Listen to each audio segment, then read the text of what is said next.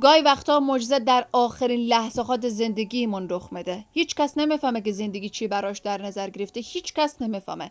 ممکنه که حالا ما در بدترین شرایط زندگی قرار داشته باشیم، اما چی میفهمیم؟ شاید از یک طرف دیگر زندگی برای ما بهترین هدیه، بهترین معجزه و بهترین برنامه را قرار بده.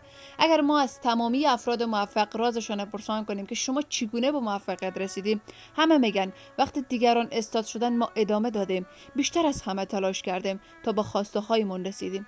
وقتی دیگران ناامیدن و تمایل برای زندگی کردن ندارند و نمیتونن به خواسته هایشون برسند و نمیتونن به هدفشون برسند و در واقع توقف میکنن و دیگه هیچ میلی و انگیزه اشتیاق برای ادامه دادن مسیرشون ندارند، دقیقاً این همان جایی است که آغاز موفقیت است.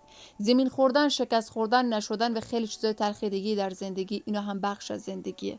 حالا اگر تمام درها با قفلای بزرگ بسته شده باشد، اون درها باز خواهد شد.